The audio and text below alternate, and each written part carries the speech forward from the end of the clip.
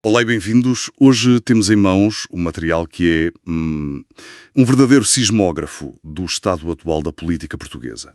Trata-se de um excerto de um debate intenso, com as eleições presidenciais já como pano de fundo. Exatamente. E temos aqui, de um lado, Miguel Morgado, com uma análise quase obsturi, que não poupa à direita, o seu próprio campo, nem o sistema. E do outro, Ana Gomes, com uma visão, muito crítica sobre a ascensão da extrema-direita, mas que também aponta o dedo à esquerda e à comunicação social. Sim. O tema que une tudo isto, a aparente fragmentação do poder e o que isso pode significar para o futuro de Portugal. Sim, e acho que a palavra-chave aqui é mesmo desconstruir. O nosso objetivo não é só relatar o que foi dito, mas sim perceber as táticas e os pressupostos por detrás de cada argumento. Certo. Vamos mergulhar a fundo nesta ideia de uma francisização da nossa política, tentar perceber as diferentes causas apontadas para a ascensão de André Ventura e do Chega e analisar o papel cada vez mais tenso da comunicação social. No fundo, a grande questão que paira é: o que é que este choque de ideias nos revela sobre as fraturas, talvez, profundas da sociedade portuguesa? Ok, vamos então começar a desembrujar isto. Na véspera da votação para a primeira volta, porque parece inquestionável que vai haver segunda volta, tirar consequências e fazer... desistências. Acha que pode haver? Acho que pode e deve haver, porque senão estão a oferecer o cargo à direita de bandeja. Portanto, eu penso que António José Seguro tem capacidade para recuperar. Quem desistir? Catarina Martins? Todos os outros António Filipe? de esquerda e todos os outros democratas que justamente querem um presidente que intervenha e que não seja uma câmara de eco do próprio governo, que é o caso de Marcos Mendes. Sim. Em relação à Aventura, obviamente considero que ele não tem condições nenhumas. Aliás, a sondagem mostra que na segunda volta nunca passaria. Nunca seria eleito. Então, e em relação ao Almirante, eu penso que ele vai esboroar-se cada vez que... Então vamos só fazer uma pergunta. António Gomes, este quase colapsar da esquerda, ou colapsar da esquerda, parece-te estrutural?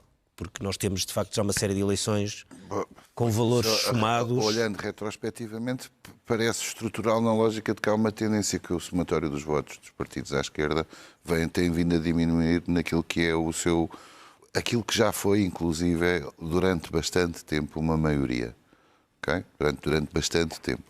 E, portanto, isso parece-me claro e inequívoco. Mas vale a pena precisar só uma coisa. Entre 22, a altura em que o PS tem uma maioria absoluta, e nós estamos em 25, não é? São 3 anos. Que, inequivocamente, a queda é uma mudança muito rápida e muito estrutural. Algo deve ser motivo.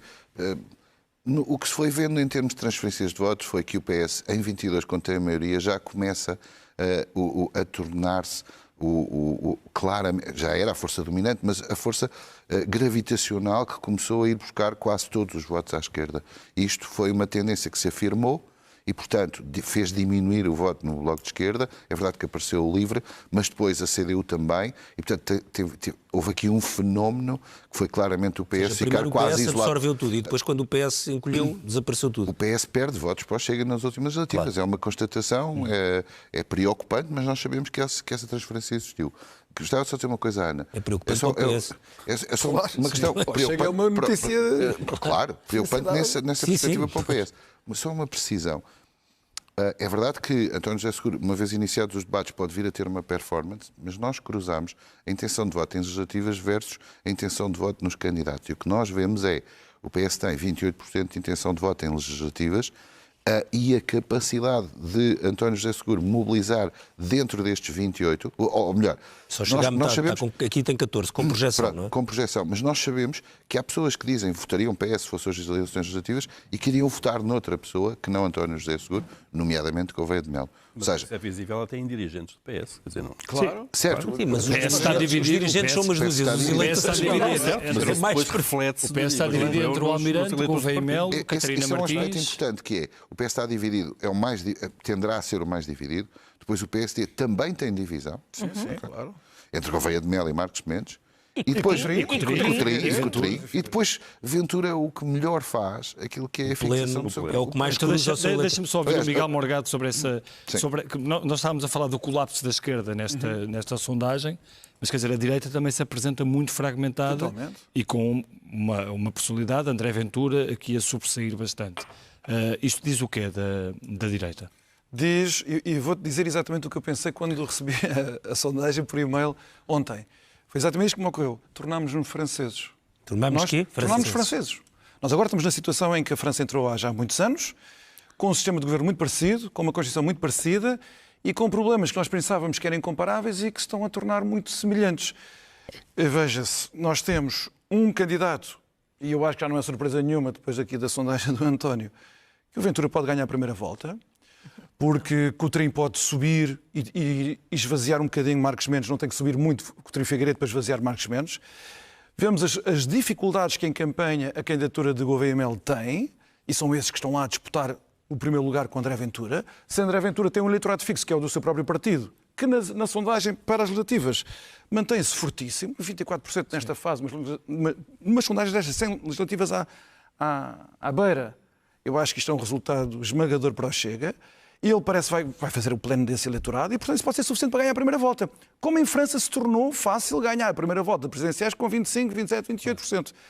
Qual é o problema disto? É que o candidato que ganha a primeira volta é o único que é derrotado por qualquer outro adversário na segunda volta. Claro. É exatamente o que se passa em França há muitos anos. E isto nós podemos pensar, bem, isso não tem problema nenhum, tem um problema. Porquê?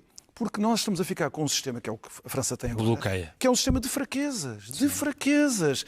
Nós temos, neste momento, da esquerda à direita, a esquerda tem um problema muito mais grave, é verdade, mas a direita também é, neste momento, uma soma de impotências. Ora, estes sistemas parlamentares, que vivem de uma dinâmica pendular, supõem o quê? Supõem que, num determinado momento histórico, há um ponto de apoio forte do sistema. Às vezes é à esquerda, no PS e os seus aliados. Às vezes é à direita, no PSD e nos seus aliados. Neste momento, nós temos um somatório de fraquezas, em que o candidato mais forte nestas eleições, e que traduz a lealdade que os eleitores têm para com André Ventura, que eu acho que é indiscutível nesta fase, e depois vai à segunda volta com uma taxa de rejeição esmagadora, portanto, um candidato que o país não quer na sua esmagadora maioria, e, portanto, veja-se aqui a contradição. Tornarmos franceses nesta fase, eu acho que é a última coisa que nós precisamos. E isso pode estar a ser potenciado, de certa forma, por um governo que faz muito a agenda do partido do André Ventura ou não? Não, eu acho que é exatamente o contrário. Quer dizer, eu sou suspeito de estar aqui a falar, eu vou falar em causa própria, mas que se lixe. Para mim, em 2018, eu acho que este problema nasceu em 2018. Para mim era muito evidente, até a julgar pelas experiências europeias, que se um partido de centro-direita não representa a população de centro-direita e direita, outras coisas vão aparecer à sua direita. Quando o Rui Rio era líder do PSD e na sua aliança a Iniciativa Liberal e o Chega. Sim. Claro, o Rui Rio diz, nós afinal de contas somos um partido de centro-esquerda. Esta coisa do pacismo e dos liberalismos e não sei o quê, isto acabou. Nós somos um partido de centro-esquerda e queremos é fazer coisas com o PS. E chegou a dizer que os liberais que estavam no PSD deviam ser embora, os conservadores deviam ser embora porque não eram dali, porque o Sá Carneiro dizia em 75 que era de esquerda, aquelas conversas... Olha, para citar o outro, conversas de chacha. Era muito evidente que o resultado iria ser a multiplicação de forças à direita. Algumas benignas, outras não tão benignas. Claro. A Europa estava aí para nos mostrar o que ia acontecer. Houve, de parte do meu partido, uma responsabilidade histórica por isso. Depois, para António Costa foi muito útil para dar coesão à geringonça na sua fase final, para dar corpo a um governo que estava politicamente morto, porque mesmo com a maioria absoluta já não tinha expressão ideológica nenhuma, que era, no fundo, estamos aqui numa união contra o fascismo. Um disparate, mas pronto, deu o protagonismo e o palco todo ao André Ventura para, com a fraqueza de Rui Rio, ser o líder da oposição. O que é que Luís Montenegro devia ter feito quando em 2022 finalmente se substituiu Rui Rio e ele se torna líder da oposição? Ele tinha de ir a jogo, não com as soluções do Chega, evidentemente, mas tinha de finalmente representar a população portuguesa nos temas que estavam-se a tornar cada vez mais prementes. E ele, durante a oposição, não o fez. Agora faz, ou tenta fazer, no governo. Muito bem, acho muito bem que o faça. Com consequências desastrosas para Portugal. Não, é exatamente o contrário. É exatamente o contrário. Mas agora já é tarde, porque agora nós vemos o grau de lealdade que os eleitores têm para com Ventura. Agora é fácil, se calhar, esvaziar a iniciativa liberal. Se o PSD tiver no tema de voto útil, é um partido mais frágil no tema de voto útil. No caso de Ventura, nós estamos a ver o enraizamento, que podemos discutir as razões desse enraizamento, podemos ver até que ponto é racional ou irracional, isso agora é outra discussão. Mas acho que não há dúvida nenhuma da lealdade de um grupo muito grande de eleitores que até podem ter votado no passado no PSD e no CDS e, com toda a franqueza, não vejo como é que eles possam voltar sem transformações do sistema político como um todo. Deixa-me perguntar, Paulo, nós temos um governo, enfim, que está instalado, que tem, instalado no bom sentido da palavra, não é no sentido pejorativo, claro, que tem enfim, com um ciclo legislativo que pode perfeitamente durar até ao fim da legislatura, que não era uma coisa que fosse muito expectável há uns tempos, mas pode perfeitamente. Será até o cenário central, digo. Exato, é o cenário central. Depois destas presidenciais podemos não ter eleições durante 3 anos, o que para nós vai ser uma grande novidade, não sabemos o que fazer durante 3 anos. Mas a minha questão é, de repente podemos ficar com uma situação meio estranha, que é um governo que tem condições de governar 4 anos, e que já vem de um outro ano, portanto ter um ciclo político longo, uma legislatura inteira, e de repente o candidato que apoia, poder não passar a uma segunda volta, ou mesmo que o Partido Socialista também não, e de repente estar, por um lado, bem instalado no governo com condições de governação, mas ter mesmo um filme de mudança total do sistema nas eleições presidenciais. Completamente, que no fundo o que estamos a assistir, neste caso nas presidenciais, é o reflexo daquilo que se passou nos últimos anos também no sistema partidário, que é uma quantidade imensa de propostas que muitas vezes se sobrepõem ideologicamente, e nós vemos isso à direita, mas também à esquerda. Portanto, há eleitorados partilhados que são muito flutuantes, já não agora entre o PS e o PSD, como nós nos habituámos a ver durante muitos anos, mas entre as várias propostas à direita ou à esquerda. Esse cenário é bem possível, isto é, neste momento eu acho que estamos perante a eleição presidencial mais incerta e imprevisível de sempre, de alguma maneira. Penso que nem em 86 foi tão... Não, era imprevisível, na ponta ninguém sabia quem ia ganhar. Quem ia ganhar. Mas havia 2 candidatos ali e eram deles. Neste momento provavelmente há 4 candidatos. E um dos candidatos também partia com 8%. Sim, Mário Soares. Mas havia uma grande diferença em 86, que era aquilo que estava a dizer há pouco. A direita era muito forte. Freitas do Amaral não ganhou, mas Cavaco Silva mandava no país. E com uma maioria absoluta que teve... Nunca mais ninguém... Na altura ainda não tinha maioria absoluta. Mas teve eleições legislativas no ano seguinte e ganhou com 50% dos votos. Os 46% ou 47% de Freitas do Amaral são de Cavaco Silva, era que é do CDS. Estava unida. E o que eu estava a querer dizer há pouco é que nós agora temos uma multiplicação de fraquezas dos dois lados, embora a direita seja esmagadora neste momento em Portugal. Mas com a rivalidade e a luta, e que não haverá entendimento político nenhum no futuro, entre o Chega, o PSD e uma Iniciativa Liberal, que também não quer alinhar com a posição de nenhum, porque a Iniciativa Liberal acabou de votar contra o orçamento do governo. Não foi uma posição contra o Chega, foi uma posição contra o governo. Portanto, nós estamos a ver aqui que há uma multiplicação de fraquezas e em 86 não era bem assim. Havia um lado do espectro partidário que estava como nunca mais nenhum teve. Miguel, mas havia também as personalidades que estavam na altura em disputa eram completamente diferentes. Claro. Eram referências na sua área ideológica. Mas isso é natural quando a democracia evolui, que se calhar já às vezes não se também tivemos aquele belo exemplo do PC que mandou na segunda volta tapar os olhos e votar bem. Mas achas que a falta dessas referências altera esta eleição? Ou as referências que existem não foram a jogo. As referências que existem à direita ou à esquerda, que são polarizadores. Passos Coelho, António Costa eventualmente, Durão Barroso à direita, não foram a jogo, de alguma maneira, não querem. Paulo Portas, mais à direita. António Guterres. António Guterres, de alguma maneira. E, portanto, aquilo que são figuras estadistas que de alguma forma lideraram o país, ou que são referências na sua área, não foram a jogo. E até agora sempre aconteceu isso. Eu acho que Marcelo Rebelo de Sousa já aqui foi um período de transição, não teve uma carreira política executiva por aí além. Não, foi universitário e na televisão. Popular. E, portanto, sim, é o grande analista político do pós-25 de Abril. Não é aquele estadista, uma referência do social-democracia. Mas ainda vinha da geração do 25 de Abril e da transição da democracia. Tinha sido deputado na Constituinte. Eu acho que estamos agora entramos num outro ciclo.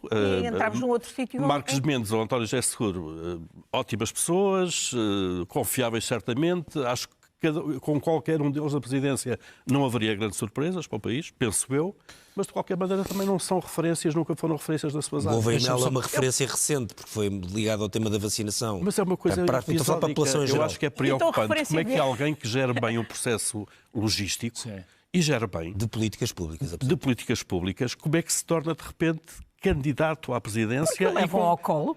Há um ano estavam aqui a dizer que ele estava eleito e mas, Ana Gomes, isso diz bem da incapacidade de concretização do Estado. Eu fui uma das vozes que disse que ele vai esboroar-se.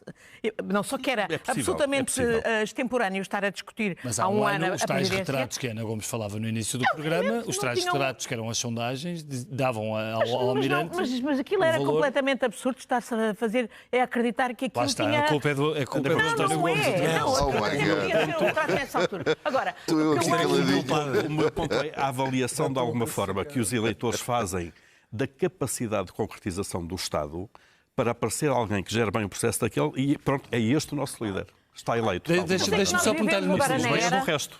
Vivemos agora... Ana, deixa-me só fazer-lhe uma pergunta. Em relação... Ele ainda está aqui bem colocado. Em relação ao PS... Ainda é o mais provável, o próximo Presidente da República ainda é ele. Em relação ao PS, esperava que o PS tivesse um apoio mais claro. Eu tenho a sensação... Não é o PS o partido, mas todas as figuras do PS... Eu tenho a sensação que as bases do PS estão com o António José Seguro. É a percepção que tenho. Há uns notáveis que não estão, que nunca estarão. E tem-se dividido, até há quem vote no Almirante. Mas isso depois não se reflete aquilo que alguns notáveis dizem, não se reflete depois nas bases? Não, acho que não. Acho que não tem esse apelo. É porque o PS tem tido alguns problemas com Belém, com a eleição a Belém. Diferentemente de 86, estamos na era das redes sociais, que levam ao colo os Venturas e os extremistas de todo o género. Levam ao colo, mas ele sabe trabalhá-las e os outros partidos também vão trabalhar. Mas aí é que está, aí é que agora quer a esquerda resultou com um candidato em Nova Iorque. Quer os partidos, quer os mídia têm que fazer o seu trabalho. E muitas vezes os mídia têm-nos levado ao colo. O Ventura tem sido levado ao colo. Eu estava a dizer, nas redes sociais... Eu bem sei. Eu estive aqui num debate nas últimas presidenciais com a Marisa Matias, em que mais de um terço do debate foi dedicado a discutir o Ventura, quando obviamente não era isso que interessava naquela altura. E, portanto, é preciso desmontar o que é o Ventura, desmascarar o Ventura. Como é que é possível que o Ventura venha aqui assinar com a bandeira do combate à corrupção? Já está a falar do Ventura. Já está a falar do Ventura, está a ver? Tem que ser desmascarado. Tem que ser desmascarado. É uma grande história. O Ventura que representa interesses corruptos, representa financiadores que têm problemas graves com o Estado de fraude e acusações graves, inclusivamente ligadas aos incêndios. Mas o PS ainda agora se entendeu com o Chega no Parlamento. Não, isto não é verdade. Como se sabe, isto não é verdade. Por causa das Uma coisa é as coincidências que acontecem por já são várias as coincidências. Mas não houve entendimento nenhum, como se sabe. Isso é absurdo dizer. Agora, a verdade é que, sim, o PS e os outros partidos democráticos e também os mídia e os começar pelos candidatos, têm que fazer esse trabalho de desmascarar o que o Ventura representa. Mas deixa-me fazer-lhe uma pergunta. Essa ideia de que ele tenta passar de que defende os portugueses, defende o país. Não, ele está a destruir o país, ele está a semear ódio no país, ele está a fazer muita gente agora... Olha, mas deixa-me só fazer duas Vamos passar o tal um terço aqui do Expresso da Meia-Noite a falar... Não. Só fazer uma pergunta antes de passar. A Ana foi candidata presidencial há 5 anos, contra o Marcelo Rebelo de Sousa e também contra o Ventura. E ele, na altura, tinha um só deputado, que era ele próprio, e teve 500 mil votos, ou perca de 500 mil votos. Na sondagem, eu sou uma das pessoas que disse sempre que, inclusivamente, a governação PS tinha muita responsabilidade pela subida do Ventura. Nesta sondagem, embora com diferenças marginais, repare, ele aparece em primeiro lugar com o candidato que se preocupa mais com as pessoas. Exatamente. É isso que é preciso desmascarar e desmontar. Então, esse é o trabalho de quem, de facto, percebe a demagogia, a falsidade, a pantominice que está por trás. E que engana alguns portugueses, mas não engana a maioria. António, diz uma coisa, do ponto de vista quando olhas para este tema de qualificações, das qualidades dos candidatos, tu vês alguma coisa que se destaca? Alguém que possa jogar com armas importantes para a ponta final da campanha? O que tu vês é uma mudança do paradigma daquilo que há um ano, e certamente há 2, 3, eram as características que mais se apreciavam num presidente ou que mais se valorizavam. A começar pelo preocupado com as pessoas e ser simpático. Simpático, não é? Hoje tens... Honestidade, em primeiro lugar. Zero. Característica de António José Seguro. Isso não é por características, é fiscalizar... mais honesto é o Gouveia e Mel. Não vou... Deve ser mais interventivo, não é? Mal, vocês não deixam de... Aprendemos com a Ventura. Fiscalizar a ação do Governo e obrigar o Governo a agir bem, que eram 2 alternativas que foram colocadas, têm respectivamente 31 e 31. Isto é 31%, 31%. Diferente do que nós tínhamos há um ano atrás, que valiam significativamente menos. António, deixa-me comentar. E é saudável. Não, porque a presidência da República tem que servir para alguma coisa. Pronto, mas eu acho que isso significa também que, de alguma forma, as pessoas estão a dizer que esperam dos candidatos aquilo que elas identificam em alguns deles. Isto é, eles esperam, certamente que os apoiantes de Ventura esperam que ele fiscalize e obrigue o Governo a agir bem, mas se calhar, quem sabe, dos apoiantes do Almirante, acontece a mesmíssima coisa. E é bastante diferente do que acontecia anteriormente, digamos assim. Nós sabemos que, às vezes, na política, há uma alteração... As pessoas podem estar a querer um presidente mais interventivo. Sim. Nós sabemos que Marcelo pode pesar aí. O Marcelo pesa certamente. Claro. Há muitos anos atrás, lembro de fazer imensos estudos. Nessa altura, quando Guterres sucede a Cavaco Silva, falava-se do pai mais autoritário e uma mãe compreensiva dialogante, que era a mudança do ciclo, do paradigma. Portanto, as pessoas, havia um estilo no exercício da política de Cavaco que tinha chegado a um ponto, digamos assim, de desgaste. Não foi só isso, muito mais coisas. No fim de certamente. anos, e ele, na verdade, é ele que decide sair e, portanto, é uma questão de tabu, depois é Fernando Nogueira. Mas nós sentimos, e isto acontece em estes ciclos, ou seja, há ciclos de momentos em que se pede um determinado tipo de liderança e outros ciclos que se pede outro tipo de liderança. Se nós acreditarmos que, por exemplo, o eleitorado nos está aqui a sugerir, isso, por exemplo, limita António José Seguro e Marcos Mendes, que têm um registro tendencialmente menos próximo da ideia da fiscalização ou de obrigar o governo a agir melhor. Sim. Portanto, do modelo mais... Portanto, eu creio que isto, mais do que as características, porque honestidade, competência, experiência são coisas que as pessoas querem e têm ido à procura dos que não conhecendo, vendo os debates, de procurar conhecê-los, diria que está aqui uma mensagem subliminar importante. Quanto ao que a Ana estava a dizer, eu ia chamar uma atenção para uma coisa. A maneira como o eleitorado do Chega se relaciona com André Ventura, isto é para fechar, não digo mais que um minuto ao tema, mas a maneira como se relaciona tem um tema muito curioso que é a manifesta... Há uma tendência do eleitorado para reagir à crítica que é feita sobre ele. O que faz com que, quanto mais adjetivamos, mesmo que a Ana entenda que é genuíno, e certamente será nas suas convicções, mas isso gera o entrincheiramento. Eu vou-vos dar um exemplo. André Ventura, na segunda volta, com qualquer um dos outros, perde e tem uma banda de variação entre 23 e 25. O que significa que, por exemplo, se for contra António José Seguro, onde poderia haver alguém do espectro de centro-direita a dizer, bom, não vou votar Seguro porque nunca votarei no socialista, então vou votar André Ventura, ele não consegue sequer fazer isso. O range de variação de António José Seguro é entre 24 e 42, 26 e 42. Portanto, reparem a banda que ele consegue produzir consoante quem é o adversário com quem ele se vai defrontar. Mas estes 23, 25 são um bastião. De fiéis, claro. Pronto. E um bastião que representa um em cada 4. De onde, às vezes, não digo no comentário político, mas no combate, falar relativamente à base de apoio de André Ventura, que representa um em cada 4 portugueses, dependendo da maneira como se fala, eles político também. Eles reagem muito... O Bernardo deu uma nota ao Ventura esta semana. Miguel, não. Miguel. Eu ia pegar neste já tema... Já dei boas notas, já dei mais notas. Agora foi um bom momento. Miguel, tu também já deste mais notas ao Ventura. Ele ama. Vou começar a fazer isto. Eu ia pegar neste tema que o António também levantou. Porque não, e sobre esta questão da que a Ana Gomes estava a levantar, que compete aos jornalistas, aos mídias. Não, isso vê-se o lindo efeito que isso teve. Não, Bernardo, não compete nada. Não, até vou dar o exemplo de hoje. sobre o Parlamento. Vou dar um exemplo. de hoje.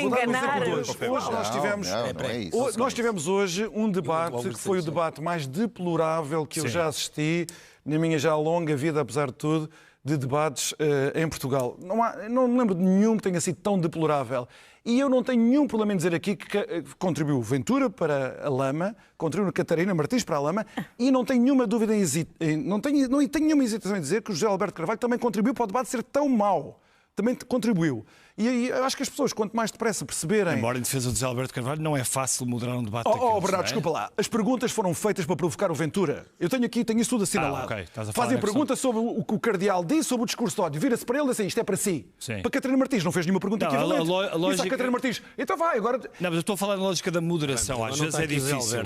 Está bem, mas estamos aqui a discutir também o papel da comunicação social e do comentário político, como é que se deve lidar com isto. Sim, isso pode numa matéria tão sensível. Eu não vi o debate, Ana Gomes, moderador de um debate não está ali para juntar-se a um participante contra o outro. Não interessa as suas preferências políticas, Ana Gomes, lamento. Como o António disse, há 24, ou 20% ou 25% das pessoas que votam em Ventura. Está lá para ajudar os portugueses que estão a ver na televisão a que cada um dos candidatos esclareça as suas posições sobre problemas fundamentais. Se depois eles esclarecerem mal ou não quiserem esclarecer, o problema é deles, não é do jornalista. E quanto mais tarde se perceber isso, olha, melhor para o Ventura. O Ventura é que faz uma festa disso, mas se quiserem continuar assim, muita força. Eu ia, no entanto, falar de um problema que me parece mais importante, que é este das pessoas desejarem um presidente mais interventivo.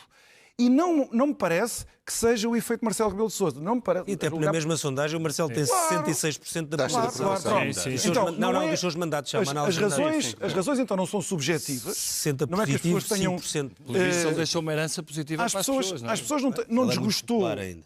A maioria das pessoas não desgostou o estilo de liderança de Marcelo Rebelo de Sousa, a simpatia, os selfies. Acho que as pessoas acabaram por se conciliar com isso, mesmo aquelas que não gostam das decisões que ele tomou do foro político e constitucional. Sim, claro. Portanto, as pessoas acho que estão a refletir isso. Portanto, não é uma questão subjetiva, não é estamos fartos do estilo do Marcelo, queremos agora outra coisa. Eu não acho que seja isso.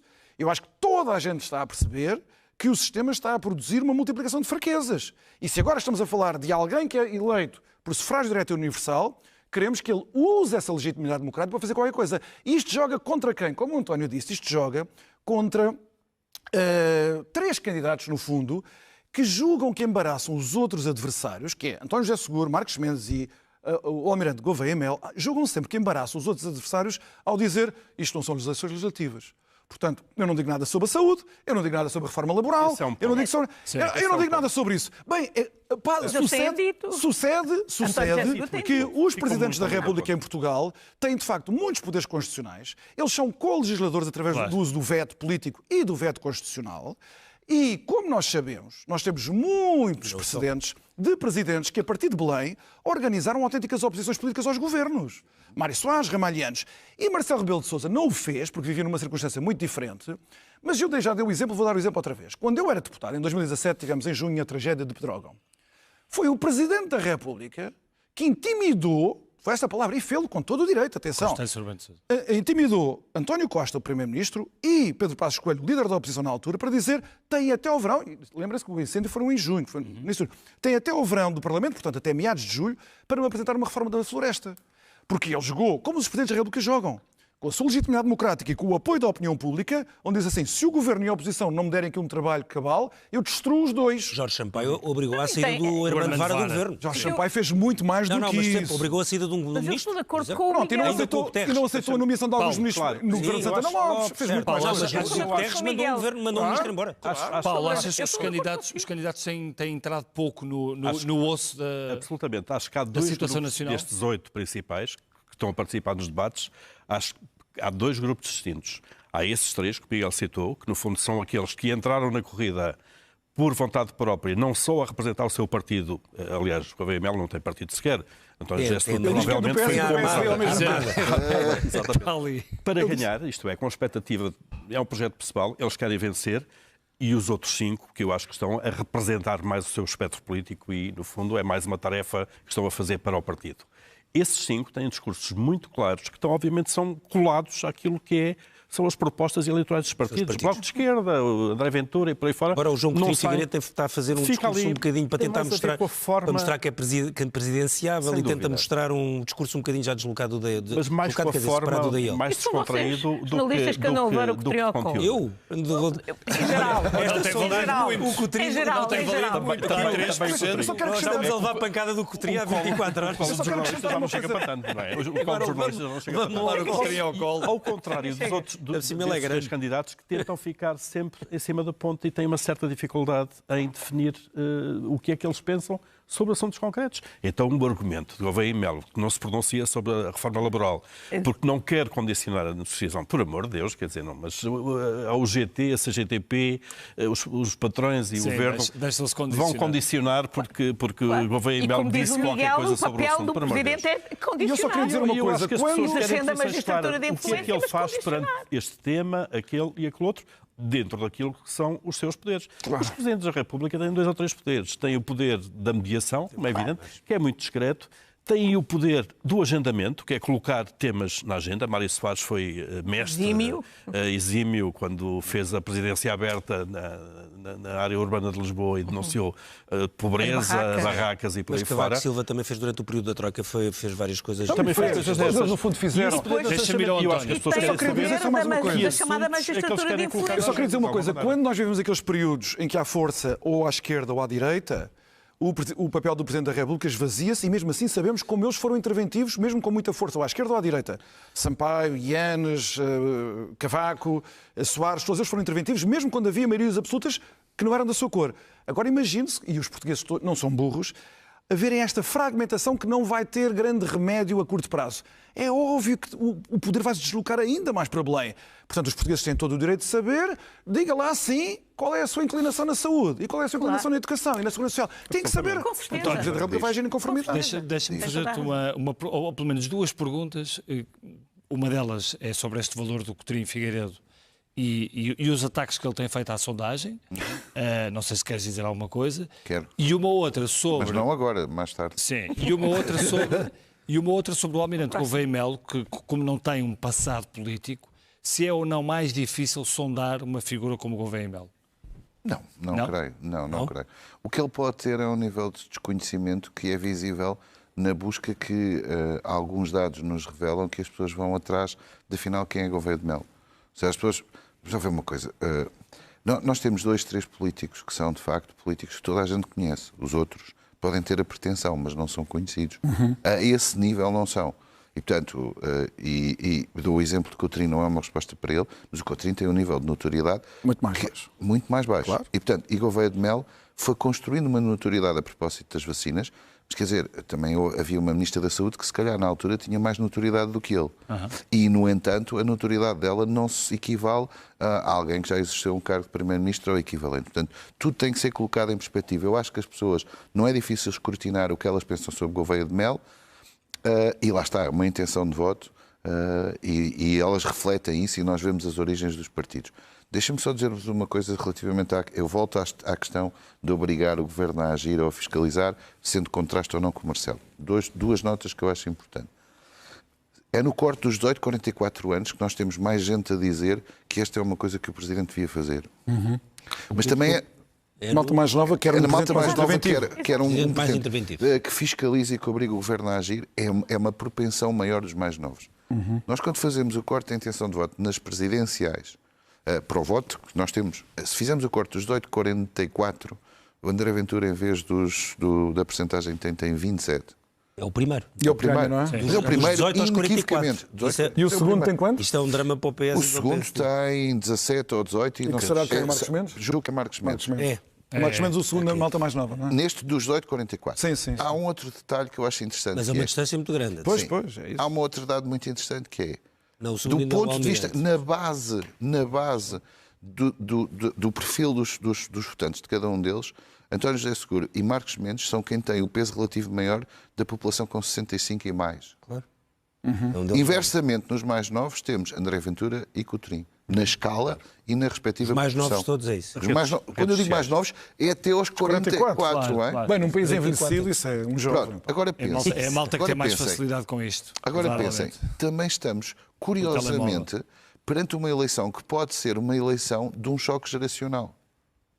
Porque pela idade que Marcos Mendes tem, pela idade que André Ventura tem, por exemplo, comparando estes dois ao Gouveia de Melo, André Ventura tem 42 anos, não é? Dizia-me um amigo meu, tem só mais 2 que o Ronaldo.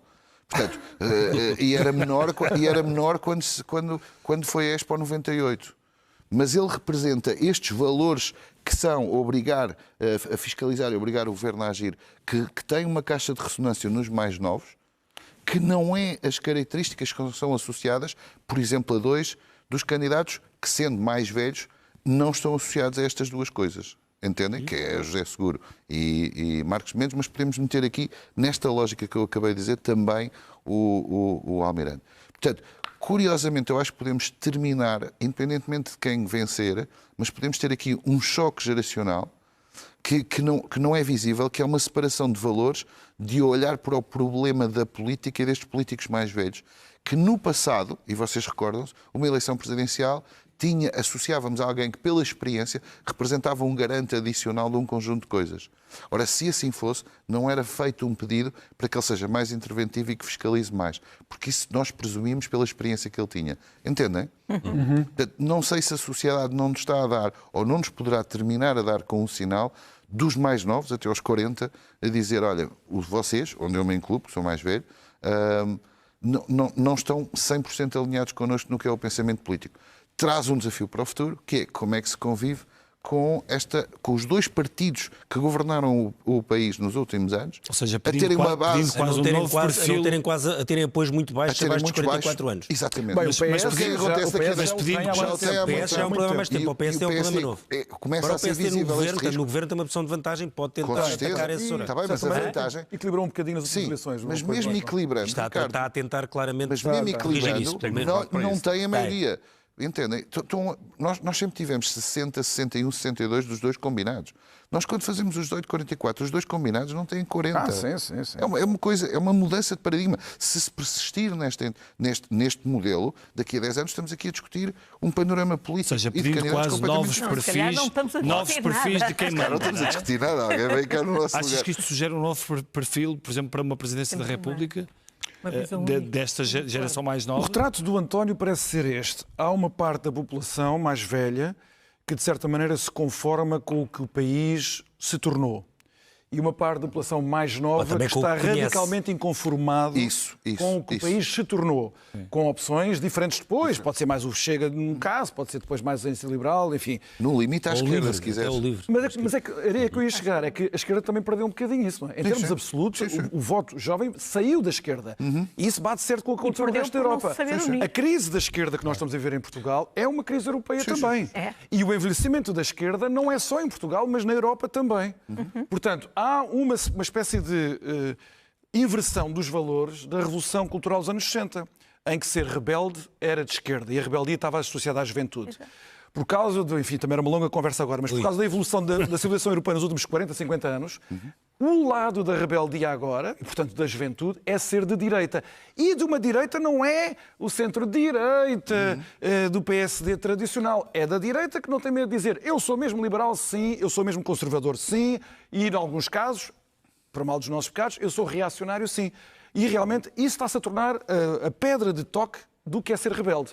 Acho que isso também ajuda a explicar. Há transformações civilizacionais muito profundas a ocorrer no continente europeu todo. Portugal não é imune a isso. Pelo contrário, Portugal muito rapidamente está a aderir às fraturas sociais que países como a Inglaterra e a França estão a manifestar agora quase num estado explosivo. E eu acho que nós temos que começar a perceber que, de facto, aquilo que está a acontecer em França e Inglaterra é um bocadinho o nosso futuro se nós não tivermos juizinho. Ana, esta absoluta dificuldade que se mostrou em eleições e continua a ser mostrada em sondagens dos partidos de esquerda, lato senso, chegarem aos mais jovens, e quando falamos mais jovens não é 18 anos, é até aos 44 anos, isto é um drama... absolutamente. E é um drama que tem a ver, obviamente, e não é, com as condições de sofrimento desses jovens que percebem que não têm as oportunidades que, por exemplo, os pais tiveram e não têm as expectativas de melhoria de vida. E isso é um fracasso daqueles que tiveram o poder. E a esquerda, tendo estado no poder, tem imensa responsabilidade por isso. E, de alguma maneira, na minha perspectiva, uma parte dessa esquerda, efetivamente, traiu a esquerda, porque não é realmente de esquerda. Não é de esquerda quando aplica políticas de direitas. Não é de esquerda quando está no governo e aplica políticas de direitas. Claro, sim, mas também a política de esquerda também contribui para isso. A política de esquerda tornaram o país é cada vez mais dual entre os que estão dentro, os que têm emprego versus os que querem entrar e não têm, entre os que têm em casa já compraram, os que agora querem e são preços absolutamente proibitivos, pensões e os que não vão ter, pensões e os que provavelmente não vão ter, pelo menos ao mesmo nível. Os que têm emprego para sempre. Absolutamente, que são alguns instalados, não é? Absolutamente.